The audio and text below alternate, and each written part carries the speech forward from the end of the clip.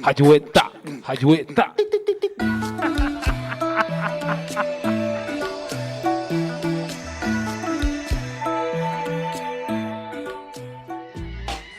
Salve, salve, ouvintes da Radioeta! Tá no ar mais um programa de rádio livre do Espaço de Tecnologias e Artes do Sesc Registro. Para quem tá chegando agora, meu nome é Alan Kendi e a Radioeta é fruto das oficinas de comunicação comunitária em parceria com a equipe de educadores do Sesc. E no programa de hoje, damos continuidade ao projeto Geografias Afetivas, Juventudes do Vale do Ribeira. O projeto propõe um olhar poético para o Vale do Ribeira como um território em construção e que se dá principalmente pela potência das juventudes. E para você que perdeu os últimos episódios, é só colar ali na página do YouTube/Sesc Registro e conferir as entrevistas feitas pelo meu camarada Zeca. Uma oportunidade para você conhecer um pouco da realidade quilombola e indígena através das vozes das juventudes. E hoje temos a entrevista com a Daiane Alves, uma jovem caiçara da comunidade Grajaúna Rio Verde de Iguape, que contou um pouco sobre a sua realidade e o território onde vive. E para entrar no clima, vamos escutar o fandango caiçara da família Prado, manifestação cultural que mantém viva a identidade e a memória da comunidade e que a Daiane explica um pouco da sua importância na entrevista. Fandango caiçara, família Prado. Procure saber. Rádio Eta. Rádio Eta. Rádio Eta.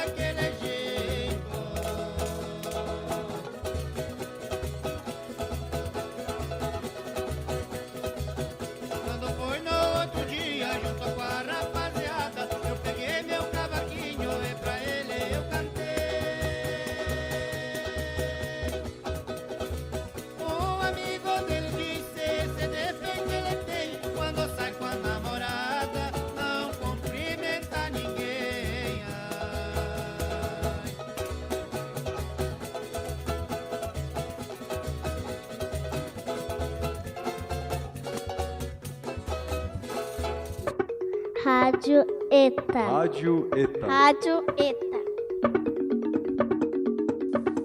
É isso aí, Rádio ETA no ar. Você acabou de escutar o Fandango Caiçara da família Prado. E agora confira o Papo 10, a entrevista com a Daiane Alves. Reportagem de Zeca Alencar.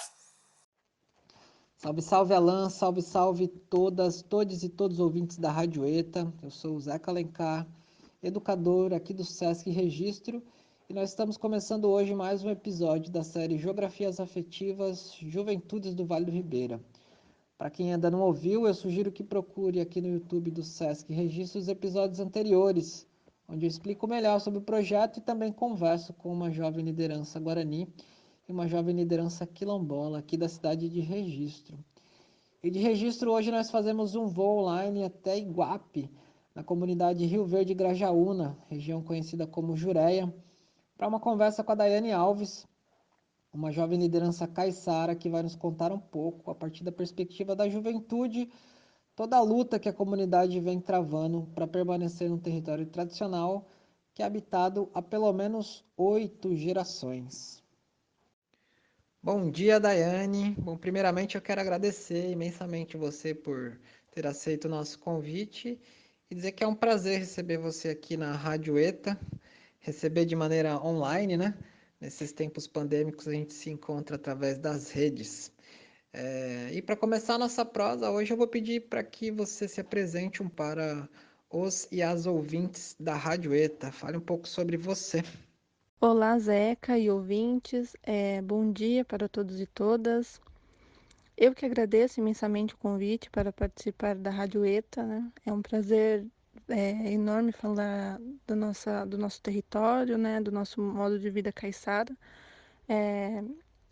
Infelizmente, né, ainda estamos vivendo nessa situação pandêmica, como você mesmo disse, mas é necessário continuarmos nos cuidando.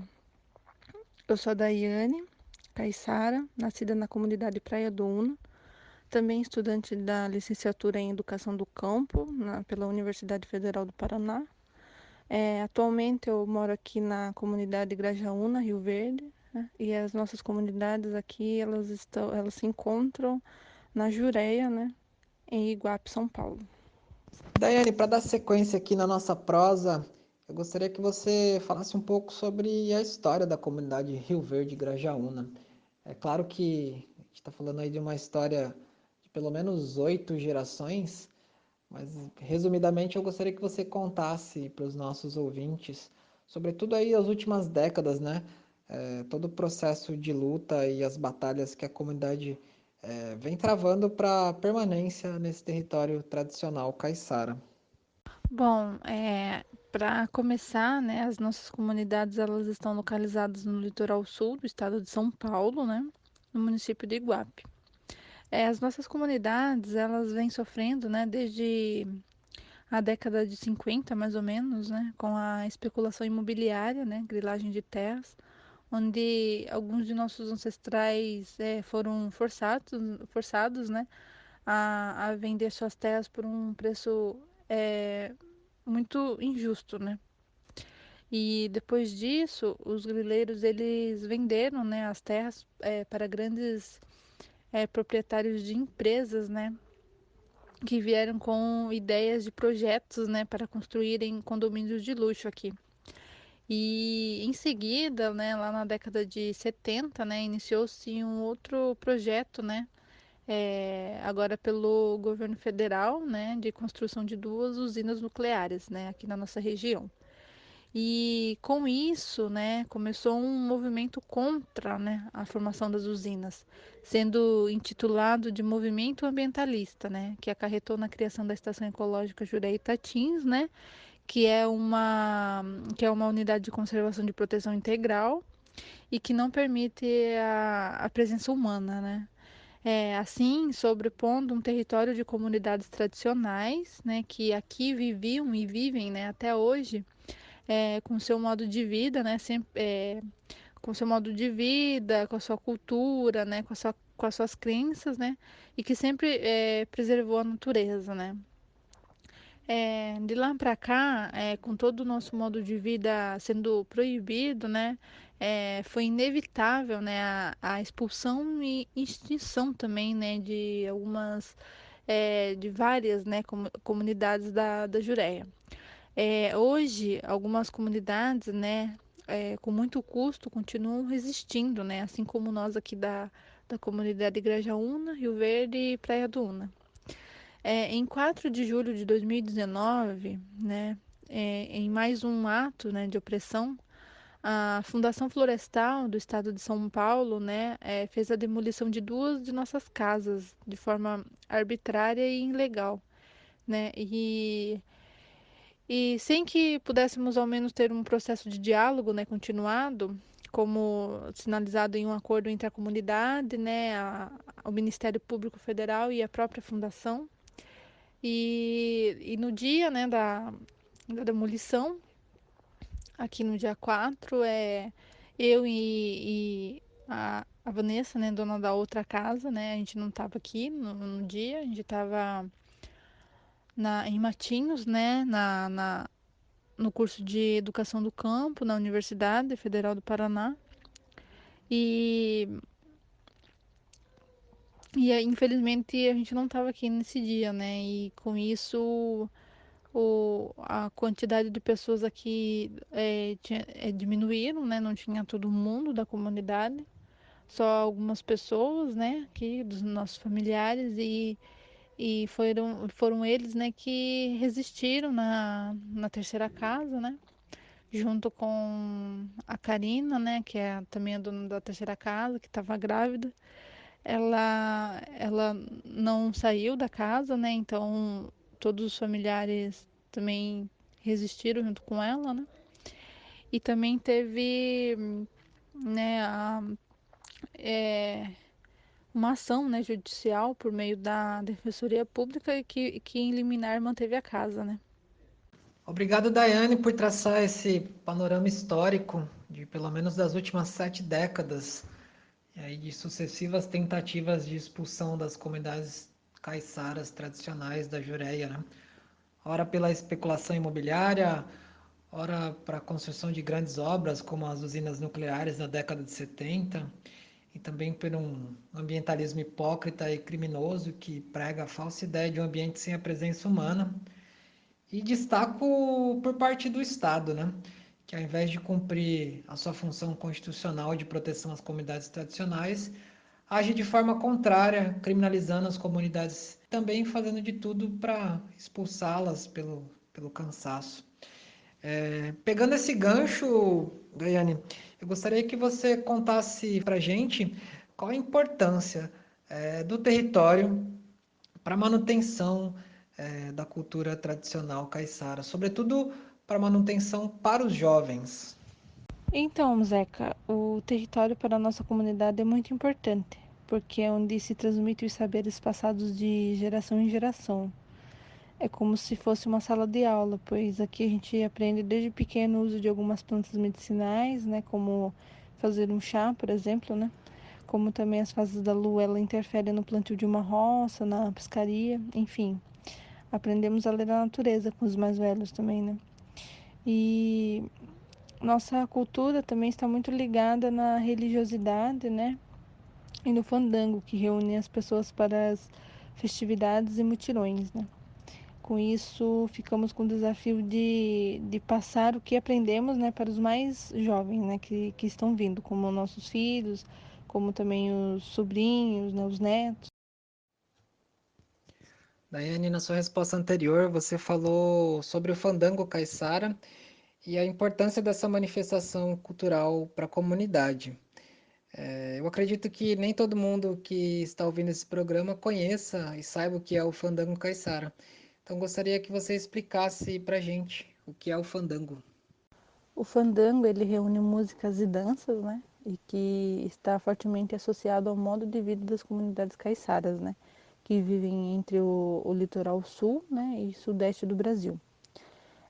Na sua prática, envolve instrumentos de confecção artesanal, né, como as violas e rabecas, né, e já as danças, elas são divididas em bailados, né, que se dança em pares. E tem também as danças em rodas, né, que são de modas batidos e e passadinhos, né? Nessas danças em rodas, elas são intercaladas, né, entre homens e mulheres, e contendo uma certa coreografia, né? Em cada dança, né, dessa, o bailado, o passadinho, contém uma coreografia diferente. E além dessas danças, também tem outras, né, como o engenho, o sirindi, são variedades, né, de danças. Bom, com a mobilização deste povo, né, com vários parceiros, teve também o reconhecimento do fandango como patrimônio material brasileiro, né, pelo IFAM, e com isso fortalecendo em sua salvaguarda como premissa que as comunidades que ainda fazem o fandango, elas devem ser mantidas, né, em seus territórios de origem, e pois assim é essencial para a manutenção da cultura dos caiçaras, né. Daiane, hoje é dia 12 de agosto, a data em que é comemorado o Dia Mundial da Juventude. E, infelizmente, o contexto para a juventude no mundo, mas sobretudo na América Latina, não é nada favorável, né? Nós tivemos aí um grande avanço do neoliberalismo, nós tivemos o sucateamento do ensino público e também a privatização do ensino, né? A flexibilização das leis trabalhistas e também a baixa oferta de oportunidades de trabalhos para a juventude. Isso só para enumerar alguns motivos dessa conjuntura desfavorável. Mas nesse sentido eu gostaria de perguntar para você o que significa ser uma jovem caiçara nesse contexto. Assim, falando em um contexto mais geral, ser um jovem caiçara se torna um desafio muito grande, né? Pois temos que resistir a todo momento. Alguns por leis ambientais, nos expulsando de nossos territórios, outros contra grandes empreendimentos públicos ou privados.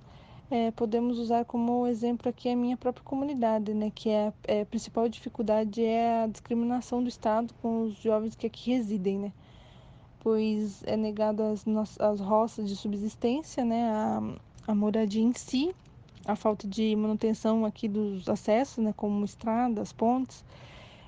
Podemos dizer que nos é negado infraestrutura básica, né, para melhor qualidade de vida, né.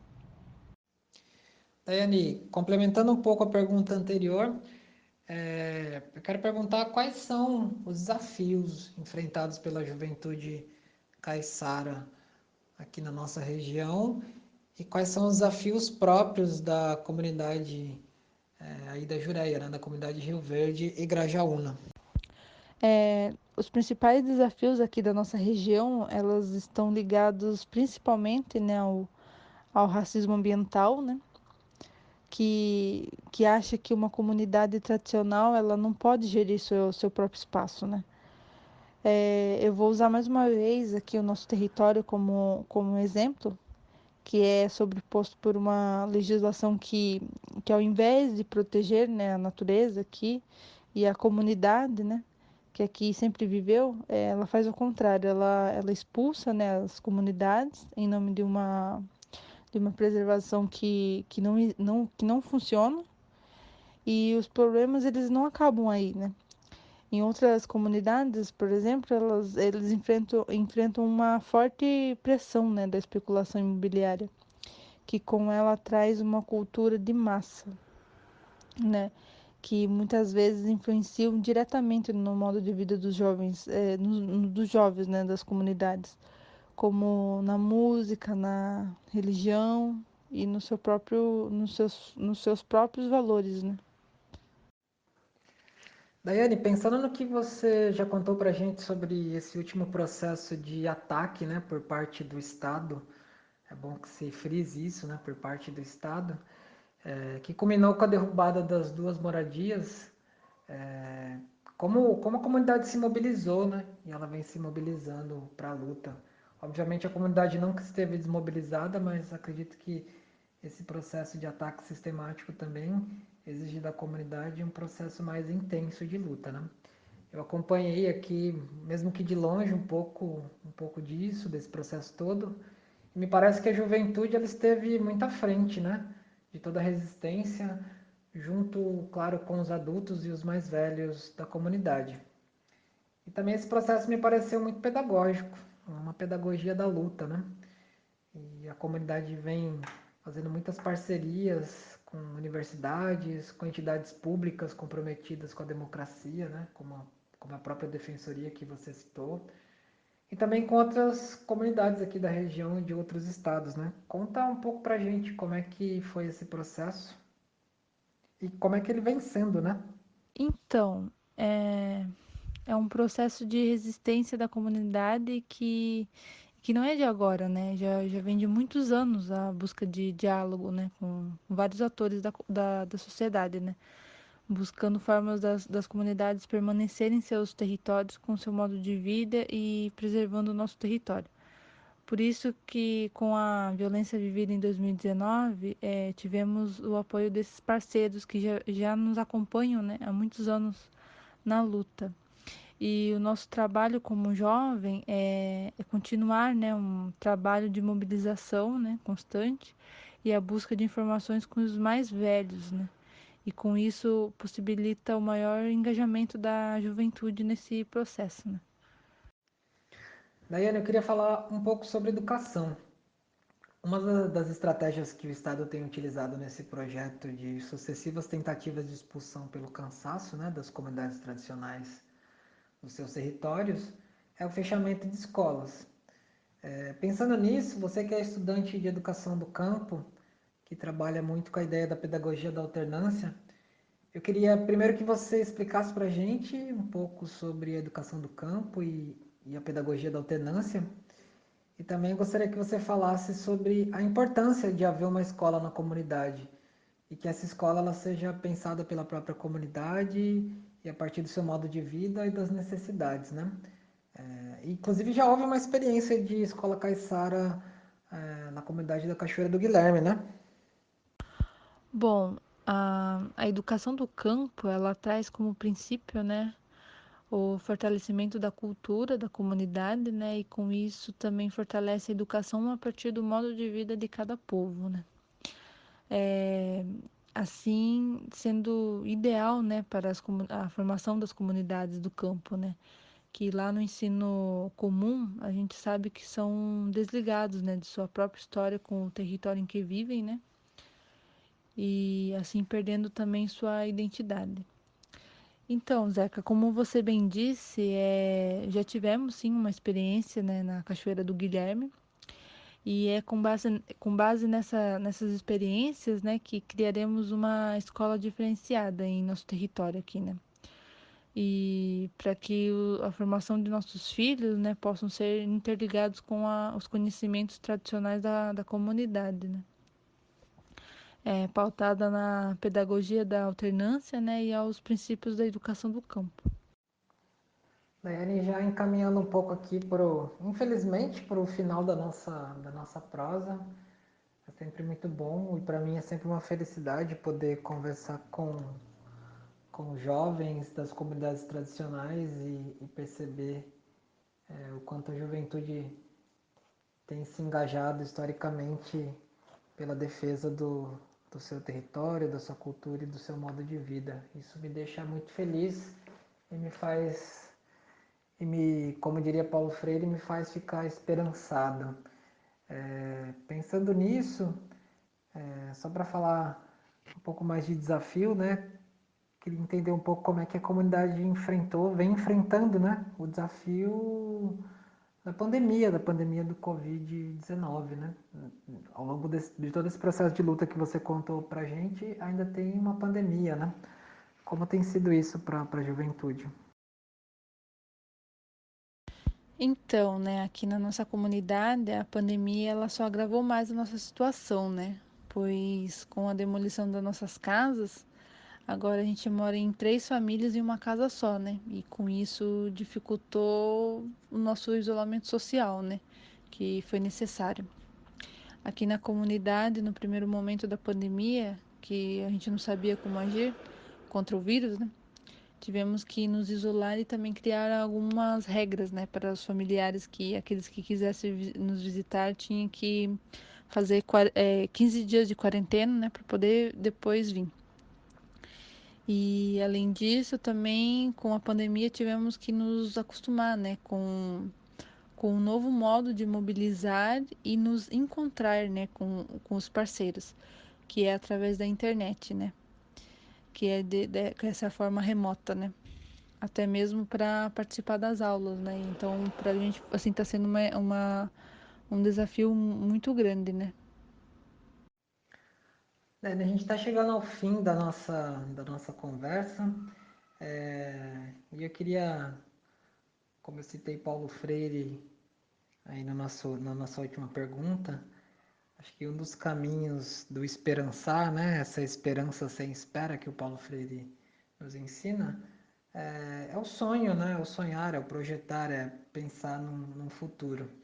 Nesse sentido, eu gostaria de perguntar quais são os sonhos da Daiane, jovem Caiçara, e quais são os sonhos, né, os sonhos que você consegue ver, sonhos coletivos da juventude caiçara.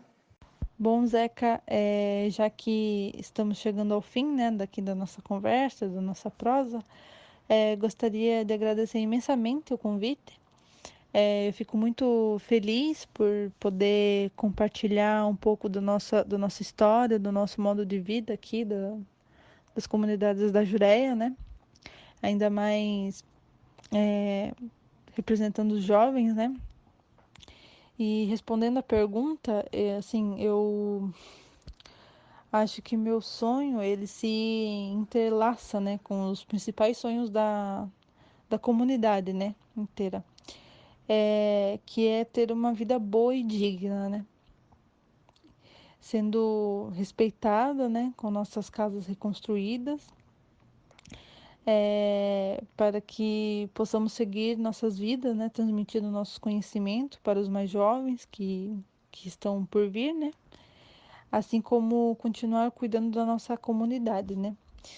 Enfim, eu acho que o meu sonho é consolidar o nosso território, né? Que para a gente poder viver em paz e feliz, né? Mais uma vez, muito obrigado, Daiane, pela disponibilidade desde o início em participar aqui dessa nossa prosa. Como eu já disse, é uma felicidade imensa poder trocar uma ideia com as juventudes aqui do Vale do Ribeira e conhecer um pouco sobre a realidade do território. Eu espero que da próxima vez que a gente converse, os direitos das comunidades tradicionais estejam sendo mais respeitados aqui na nossa região, sobretudo por parte do Estado. Desejo muita força para a comunidade também nessas batalhas que ela vem enfrentando e que a vitória com certeza virá.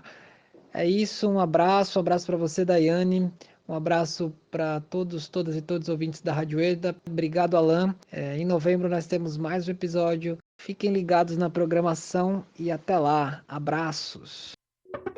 Rádio ETA. Rádio ETA. Rádio ETA. Rádio ETA.